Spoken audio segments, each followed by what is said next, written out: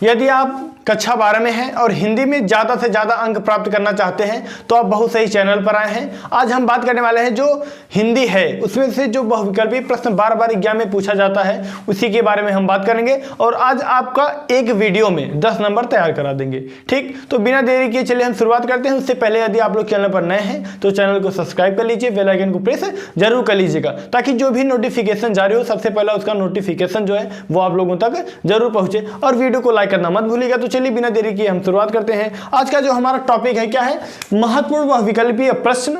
ठीक, कक्षा 12 हिंदी 10 नंबर पक्का, यानी इस वीडियो को देखने के बाद आप लोगों का 10 नंबर पक्का हो जाएगा। ठीक है, गारंटी के साथ। अब इसमें पहला जो बहुविकल्पीय प्रश्न है क्या है, हिंदी का प्रथम मौलिक उपन्यास कौन सा है। यानी ऑप्शन है चंद्रकांता, उसके बाद है गोदान, उसके बाद है परीक्षा गुरु, उसके बाद क्या है चरित्रहीन। ठीक है, यानी क्या है हिंदी का प्रथम मौलिक उपन्यास कौन सा है, तो आपका जो ऑप्शन नंबर ग है, ठीक, वही सही है, परीक्षा गुरु।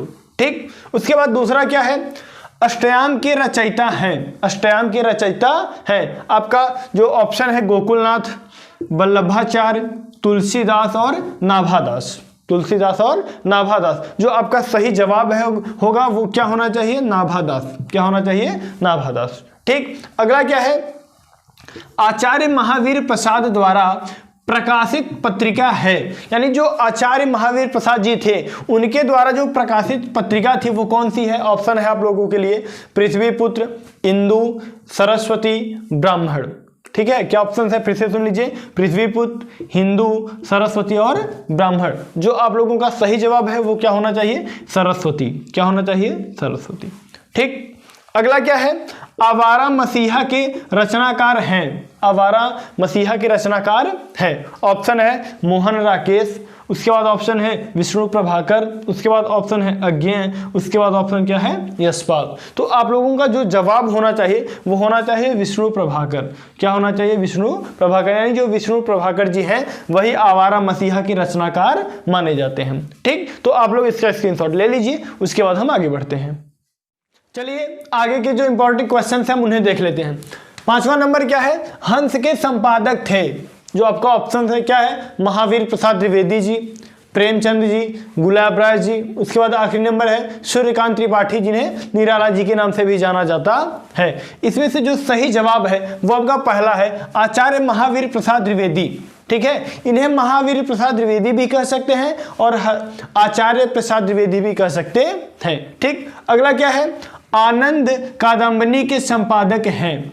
जो आपका ऑप्शन से पहला है जयशंकर प्रसाद, दूसरा है आचार्य हजारी प्रसाद द्विवेदी। अब एक बात ध्यान दीजिएगा, किसी किसी में आचार्य लगाया रहता है किसी में नहीं, तो कंफ्यूजन होने की कोई बात नहीं है। ठीक है, हजारी प्रसाद द्विवेदी जी, उसके बाद है अज्ञेय और आखिरी नंबर है बद्री नारायण चौधरी जिन्हें हम प्रेम घन के भी नाम से जानते हैं। किसके नाम से जानते हैं, प्रेम घन के नाम से। ठीक है, तो इसमें जो सही जवाब है वो है आचार्य हजारी प्रसाद द्विवेदी।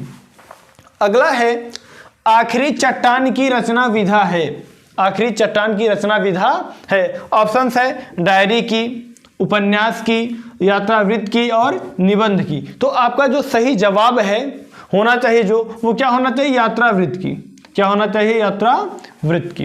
ठीक, और आखिरी सवाल है क्या भूलूं क्या याद करूं, क्या भूलूं क्या याद करूं। भैया याद सब करना है, ठीक है, ये बात ध्यान दीजिएगा।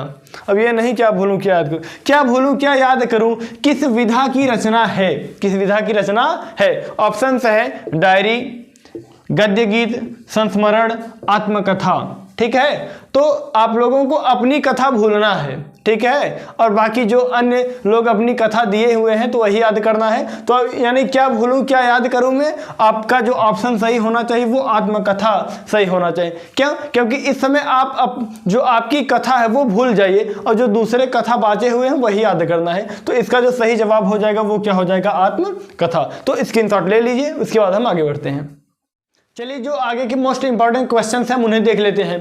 क्या है, आवारा मसीहा किस विधा की रचना है, आवारा मसीहा किस विधा की रचना है। आपके ऑप्शन है उपन्यास, नाटक, निबंध, जीवनी। ठीक, इसमें से जो सही जवाब होना चाहिए आपका वो होना चाहिए जीवनी, क्या होना चाहिए, जीवनी। ठीक, अगला क्या है, रीति मुक्त काव्यधारा के कवि हैं, रीति मुक्त काव्यधारा के कवि हैं? आपके ऑप्शंस हैं विहारी, वृंद, घनानंद, सेनापति। तो आपका जो सही जवाब होना चाहिए वो क्या होना चाहिए? ग नंबर, यानी घनानंद। जो घनानंद हैं वही इसके कवि हैं।